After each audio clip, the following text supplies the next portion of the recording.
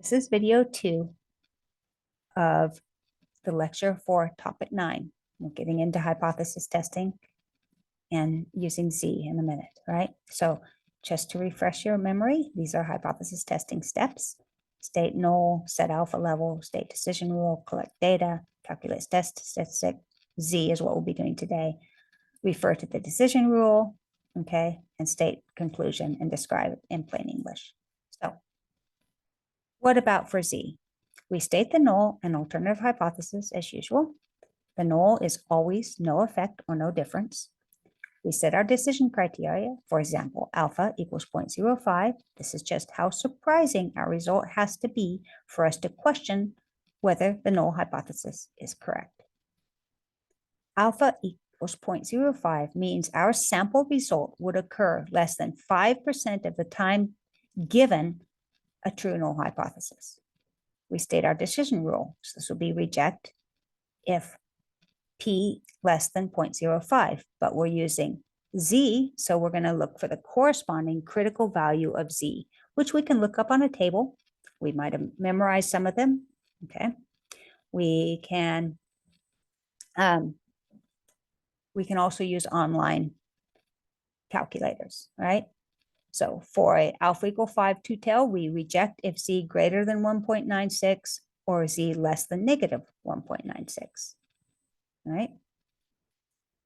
So two-tailed versus one-tailed test. So as we talked about last topic, a one-tailed test is directional. We are predicting the direction of the change, the differences in means, the correlation, whether it's positive or negative. For example, we might predict a positive correlation. Greater cognitive flexibility would mean greater happiness, or a negative correlation, right? More procrastination will result in lower scores in the final, right?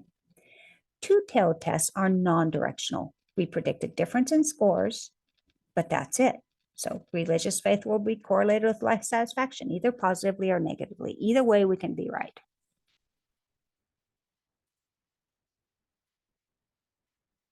So for example, two-tailed test, region of rejection at two-tailed test, you split up the probability of 0.05 and two sides. So region of rejection equals 2.5%. Now this is wrong, and I need to change these slides, but I haven't. It's very disturbing, right? So this should be 2.5% because we just divide alpha by 2, all right? So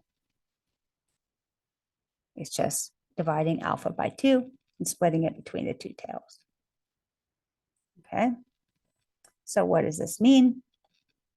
This just means that if we are certain, it's better to make a directional test because then we have all of our room. We have a smaller Z value. Well, let's keep going to see that. Let's see. Okay, so Z negative. So to be able to reject the null at alpha level 0.05 with a two-tailed test, our Z score that we calculate must be more extreme than 1.96, okay? So for a one-tailed test, the region of rejection is greater on both tails, right? So here, this corresponds to a Z of, oops, I didn't get rid of my last Z scores, did I? Hang on. Okay. This is Z equals 1.645, I believe, right? So we don't have to have such a big difference between our sample mean and the population mean to be able to have to reject this, right? Because the Z score is smaller than 1.96. So on this side, this corresponds as equals negative 1.645. But you have to be pretty sure, because if you're wrong, let's say you testing the effect of violent video games versus non-violent video games, and we find that and we have people play the games after being randomly assigned to one condition, then we operationalize aggression, for example, in the hot sauce test. And then we find that actually people who play Tetris are much more aggressive than people who play Grand Theft Auto, right? That could happen. It doesn't really, but it could, right? So if we have made a two-tailed test, then if there's a big difference in means, we can still reject the null and say, hey, wow, Tetris makes people more aggressive than Grand Theft Auto. But if we made a one-tailed test, then our region of rejection for predicting a more aggression in Grand Theft Auto, the region of rejection is right here, right? So that negative z-score, which will be way over here, it's in the non-rejection region. So if we use a one-tailed test, on the one hand, we don't need such a big effect, big difference in means, but we have to be sure we're going to be right. Okay, hopefully that makes sense. It's negative 1.65 or greater than 1.65 if it's in the positive direction, right? So let's spell that out. I did that today in class, and I think that will be useful. So for example, let's look at our whiteboard. So a non-directional hypothesis, so non-directional, we use a two-tailed test, okay? Okay. For a directional hypothesis, we use a one-tailed test. This is messy, I know, but this way you're learning, right? So two-tailed test means our region of rejection. This is a non-directional hypothesis. We have two regions of rejections on both sides, right? Corresponds to a z of 1.96, negative 1.96, and z just has to be more extreme than this value, either here or here. For a one-tailed test, right? If we're predicting an increase or a more positive score, then it's only on this side, okay? So this is our region of rejection. It's z equals 1.65. If on the other hand, we're predicting a negative that's going to be less than, then z's on the other side, negative 1.65, right? So that's what it looks like. Okay, let's go back to our PowerPoint. So hypothesis testing steps for one sample z-test. The question. Actually, let's stop right here and oh no, I don't think I'm too bad. So is the sample mean different from a known population mean? So remember we're talking about if our statistics class does better or worse than the population of BC student statistics class, right? So we're comparing our sample to the overall population of BC, right? So this is our question. We calculate our sample mean, we calculate the test statistic, and then we compare the test statistic to value of z for alpha level. Okay, so this is going to make more sense as we walk through it. If the z is greater than 1.96 or less than negative 1.96 in a two-tailed test, right? We reject the null. Okay, we calculate z for the sample in this fashion. Now, you know, we've already calculated z for an individual score in a sample various times. Okay, you calculated that for your midterm, right? Now we're going to use the formula for a sample. And this is just the mean of the sample minus the population mean divided by the standard error, the mean, which is just the population standard deviation. Actually, in this case, it's just divided by the square root of it, right?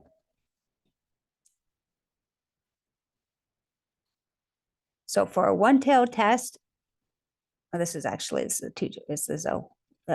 for one sample z-test, so hypothesis testing for one sample z-test, if it's not in the rejection region, if it's between 1.96 and negative 1.96 and 1.96, we fail to reject the null. Okay, your z-statistic indicates a probability higher than your alpha level. You describe your results in plain English, language anyone would understand, right? So let's keep going. More example. So the null hypothesis states the population mean equals a given value. So the null is mu for our hypothesized sample, right, equal 100. Alternative states the population mean does not equal the same value as in the null hypothesis. So mu not equal to 100, okay? So this would be, for example, if we hypothesize that score IQ for a given sample is not equal to 100, which is the mean IQ, right? So this will be a researcher hypothesis, mu not equal to 100, the null is that it's equal to everybody else, 100, right? Say we're thinking, oh, Bakersfield College students have higher IQs than the average, or maybe they have lower. We don't know. They're just different than the average. So this would be an example for that two-tailed test, right? What if we wanted to do a one-tailed hypothesis, right? If the experimental hypothesis, the mean will be greater, then the null hypothesis states the population mean is less than or equal to, and the alternative that it's greater. Okay, if it's less than a given value, it's the opposite. The null is that mu is greater than or equal to the value. The alternative, it's less than, right? Remember, the null always has an equal sign in it. Okay, I'm going to walk you through an example. So ETS reports national average SAT critical reading mean score is 505 with a standard deviation of 101. And we could say, well, do BC students differ? When we say differ, this is a non-directional hypothesis and a two-tailed test. When we say differ, it can mean higher scores or lower scores. So our hypotheses, our null is just that the mean of population BC equal to 505, the national average. The alternative is they're not equal because we're just testing whether they differ. It counts for both ways. Next, we set decision criteria and draw a sample. So alpha equals 0.05 is a standard criterion used. Since we have a non-directional hypothesis, differ, right, better or worse, we split 0.05 in the two tails. And then we gather some data and we get a sample with a mean of 540. Would this sample mean be surprising if BC students actually have a mean of 505, just like everybody else? Here we calculate the test statistic. So there's our formula.